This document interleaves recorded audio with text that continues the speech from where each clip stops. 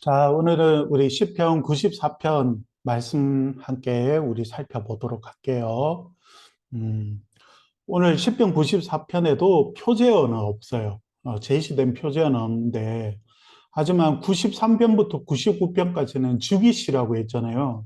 그래서 주기시에 묶여 있다라고 하는 걸 여러분 좀 기억했으면 좋겠고, 그런데 이 시편 94편을 학자들은 꼭 즉위시로 생각해야 하느냐에 대한 반론이 되게 많거든요. 왜냐하면 여호와가 다스리신다는 명확한 문장이 없어요.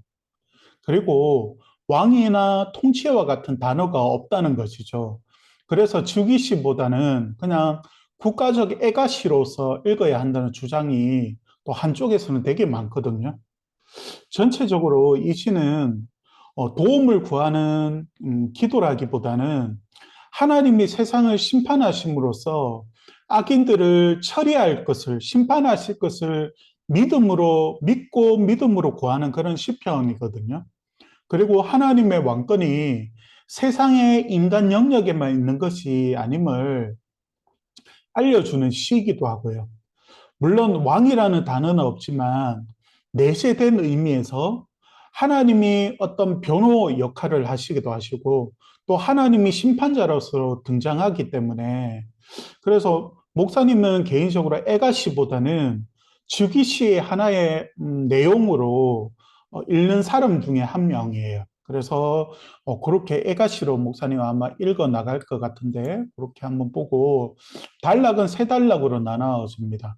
세상을 다스리시는 하나님의 사역 1절에 7절, 교사로서의 하나님의 사역 8절에서 15절, 믿을 수 있는 하나님의 사역 16절에서 23절까지 요 세 단락으로 해가지고 하나님 말씀을 보려고 하는데 이 세 단락은 하나님이 인간사와 그리고 우리 개인의 삶에 개입하고 있다는 확증을 주거든요. 그러니까 어제 여러분 신정론이란 말을 목사님이 꺼냈잖아요. 그러니까 신정론이 뭐냐면 하나님이 계시기는 계신데 우리 삶에 하나님이 개입하시지 않는다는 그런 의문을 제기하는 거거든요. 하나님이 창조하기는 창조하셨었는데 하나님이 과연 이 세상을 돌보고 계시는가에 대한 의문이라고 했잖아요. 근데 그 의문에 대한 정답을 오늘 이 시편 94편은 전체적으로 우리에게 말해줘요. 그래서 악인들과 세상을 심판하시는 하나님에 대한 내용들, 우리 삶에 개입하시는 하나님의 내용들에 대한 그 정답이 바로 이 시편 94편이거든요. 그러한 시각으로서 우리가 시편 94편을 한번 출발해 봅시다. 자, 1절에 보면 여호와여 복수하시는 하나님이여 복수하시는 하나님이여 빛을 비추어 주소서 이렇게 시작을 하고 있는데요. 시작부터 심판을 구하고 있고 두 번 반복이라는 것은 강조형이잖아요. 그만큼 하나님 앞에 복수해 달라는 간청을 지금 하나님 앞에 드림으로 시작되고 있는데 일반적으로 우리가 생각하는 복수라고 하는 것은 개인적인 안갚음을 한다는 의미잖아요.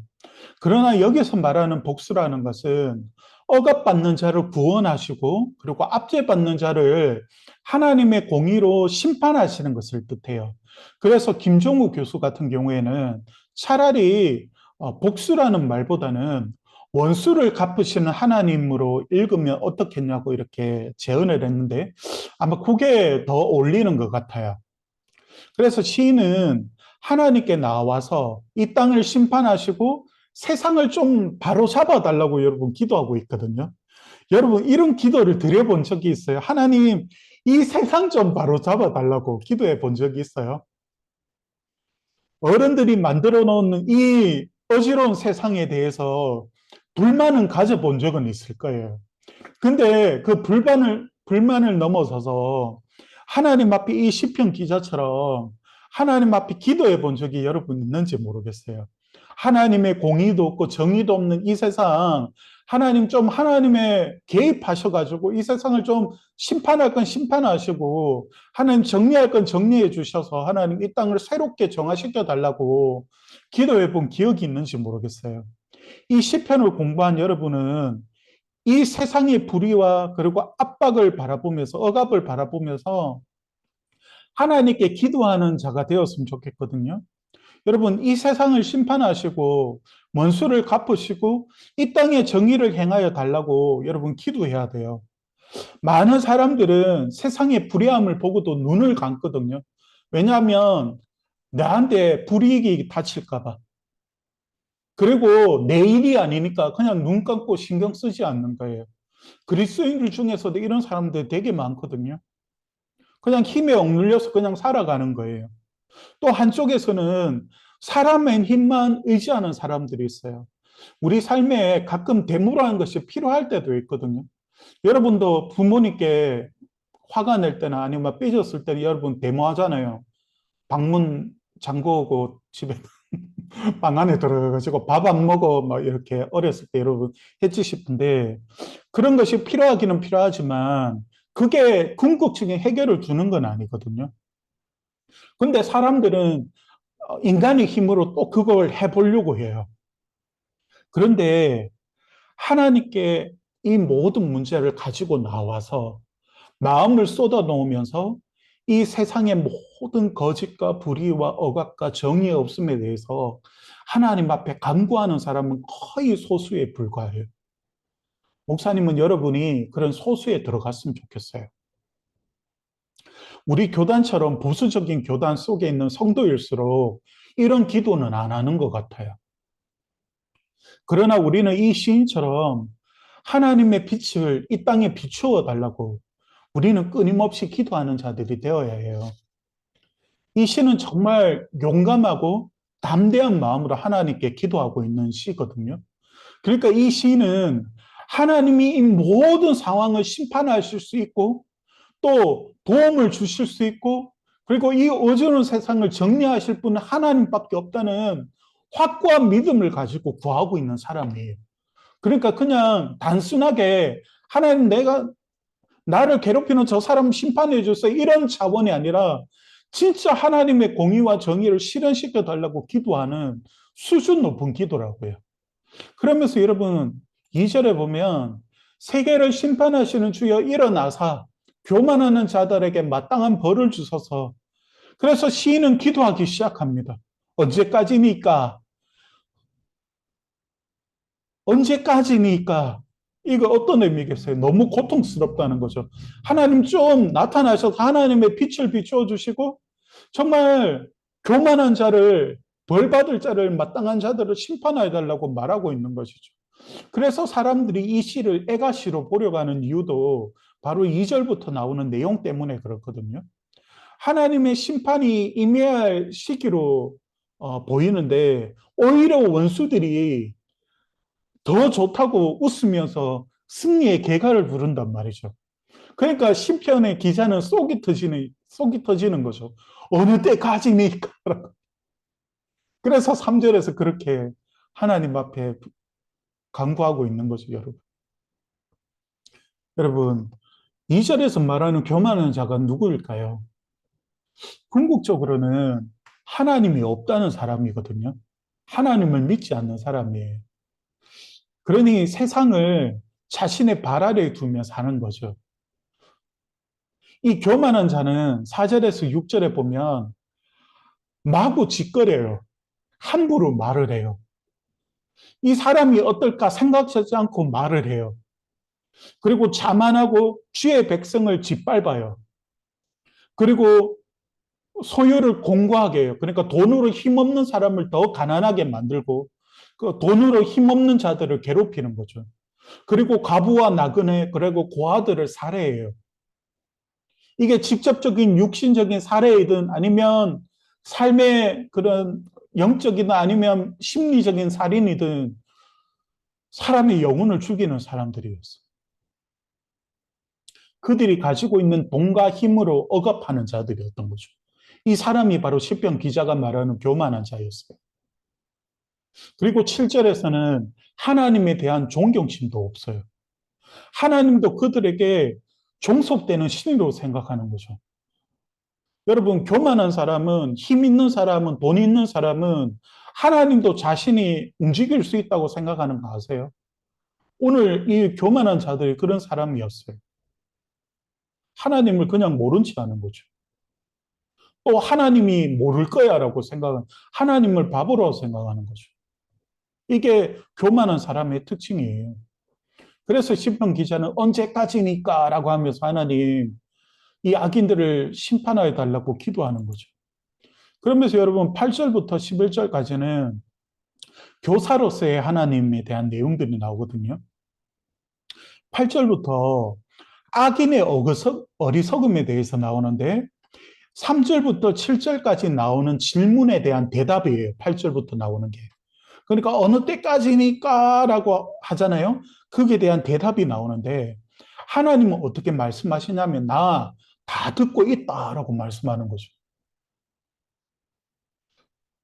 인생의 생각을 다 알고 계신다고 말하고 있어요. 인간을 창조하신 하나님이시고 사람의 귀와 눈을 만드신 분이 누구냐고 질문하는 것이죠. 하나님은 그 교만한 자들의 모든 행위를 다 보고 계시고 그리고 연약한 자들의 고통을 다 보고 계시다는 거죠. 그러니 인간의 생각, 입술에 뭐 말이 튀어나오기 전에도 아시는 분이시고 인간의 머릿속에 있고 마음속에 있는 그 모든 거 하나님은 다 알고 계세요. 그러나 어리석은 자는 이것을 이해하지 못해요. 8절에 보면 이렇게 말하죠. 백성 중에 어리석은 자들아 너희는 생각하라. 무지한 자들아 너희가 언제나 지혜로울까. 귀를 지으신 이가 듣지 아니하시랴. 눈을 만드신 이가 보지 아니하시라. 이렇게 말하는 이유가 여기 있는 거죠. 결국에는 여러분 하나님의 때가 되면 이 교만한 자들은 피눈물을 흘리게 될 거예요.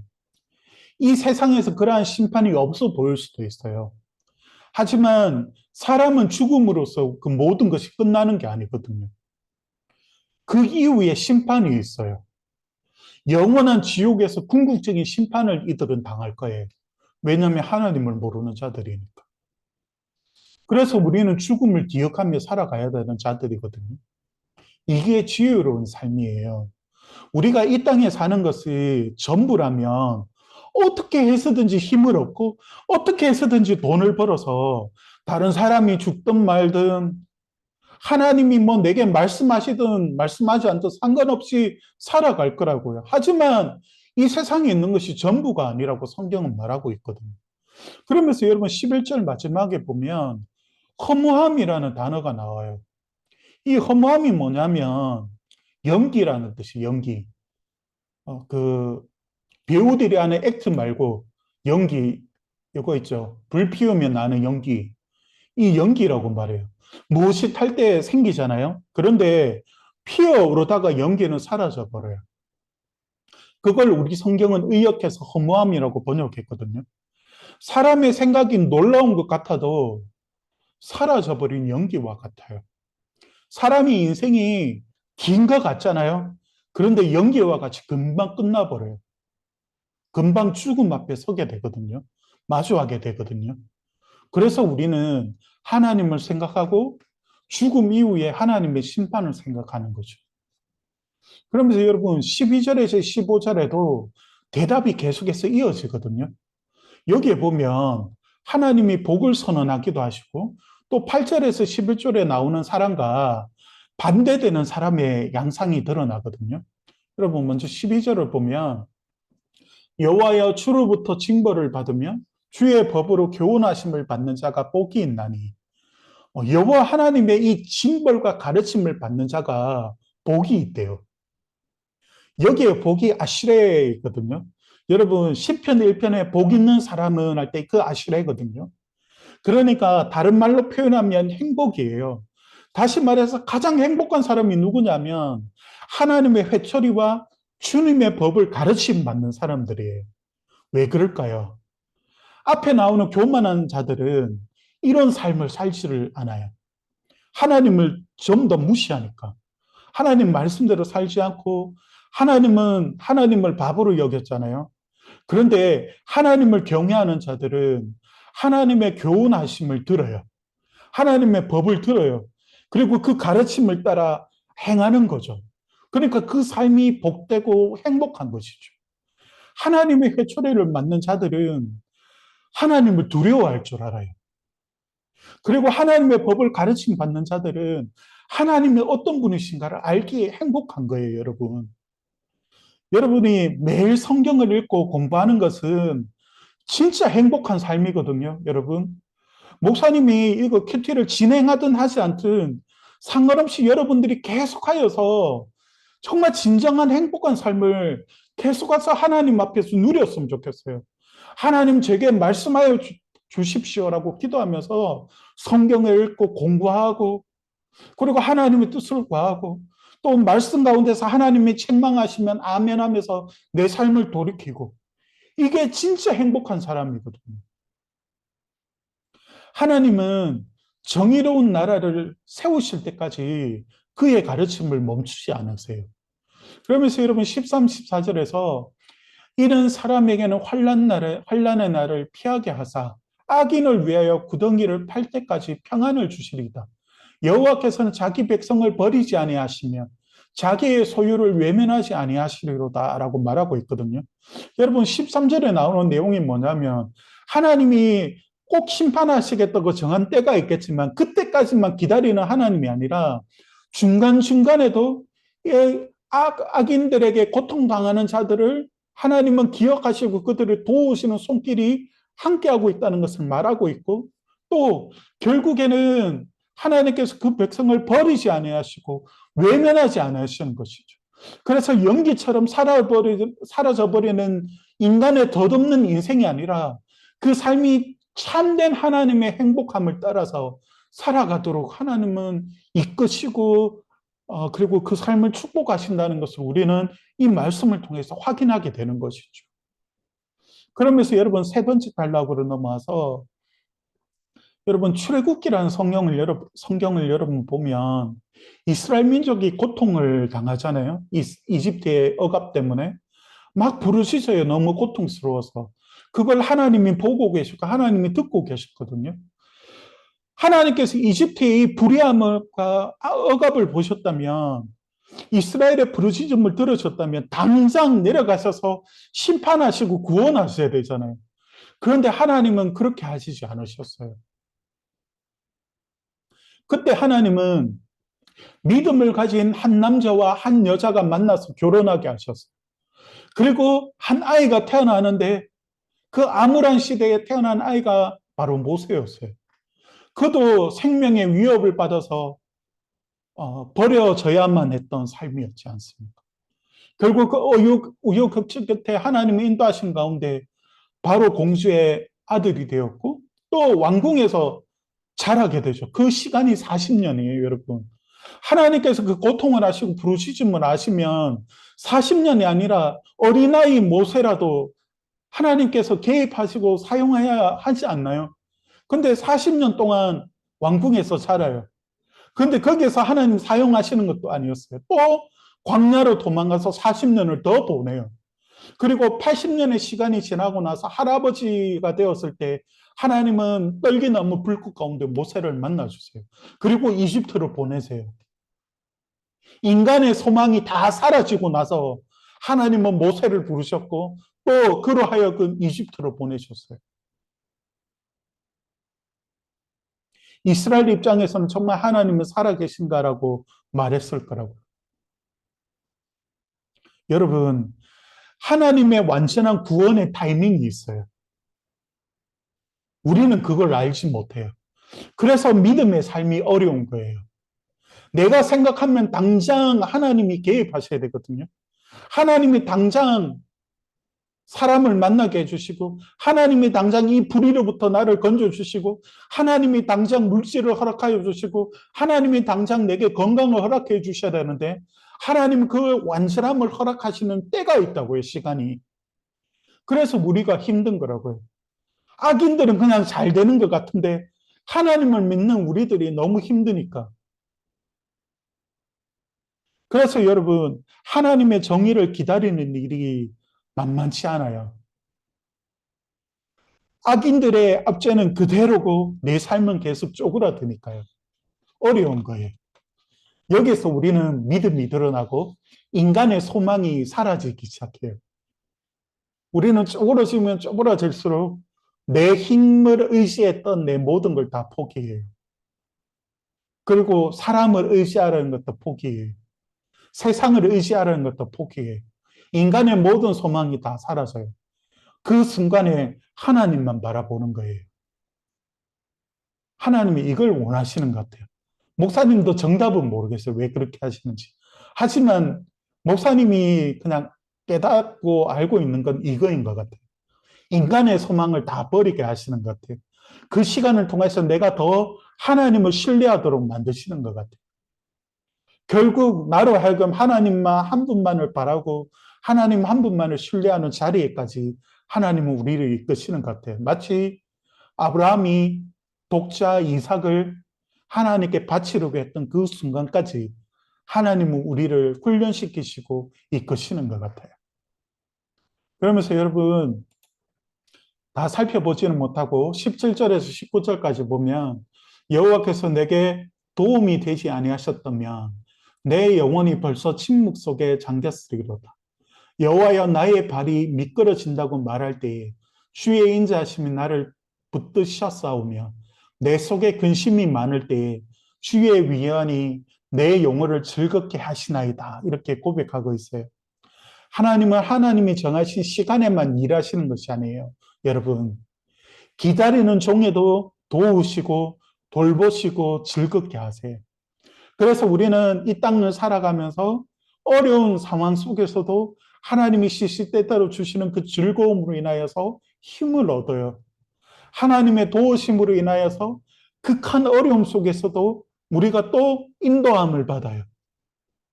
하나님은 우리를 그냥 내버려 두시는 하나님 아니세요. 하나님은 그냥 우리를 창조만 하시고 멀리 계시는 그런 하나님이 아니세요. 지금도 함께하고 계시고 일하고 계세요. 하나님은 왕이시거든요. 하나님은 세상을 통치하는 왕이시거든요. 무한하시며 능력이 많으신 하나님이시거든요. 하나님은 순간순간 이러한 나에게 찾아오셔서 도우시고 역사하세요. 그 시간을 통해서 내 영혼은 하나님을 더 신뢰하는 믿음으로 나아가고 하나님을 신뢰하는 믿음을 소유하게 되는 것이죠, 여러분. 하나님의 시간을 바로 이것을 통해서 하나님은 일하시고 계십니다, 여러분. 우리 역시 인내하기가 정말 쉽지 않거든요, 여러분. 하나님 나라의 정점을 기다린다는 것은 정말 대단한 믿음이어야 돼요. 그래서 우리는 계속해서 훈련받고 있는 것이죠. 여러분, 하나님을 믿어야 돼요. 내 삶의 모든 환경들을 제거하시고 이 세상의 모든 불의를 하나님이 씻으시고 악인들을 교만한 자를 심판하시는 그 하나님을 믿어야 돼요. 오늘 이 시편의 기자처럼요. 온 세상의 심판자 되심을 믿어야 되고 하나님의 통치하심을 믿어야 돼요. 이것이 바로 오늘 시편 94편 기자가 말하고 있는 믿음의 고백들이에요. 오늘 이 내용들을 생각하면서 여러분들이 성경을 다시 한번 읽어 나가기를 바랍니다. 오늘도 우리 선진 선생님, 김효주 집사님, 베스, 시우리, 예명, 오명 함께 해주셔서 고맙습니다. 오늘은 이렇게 만나고 내일 저녁에 또 만나도록 할게요. 여러분 안녕.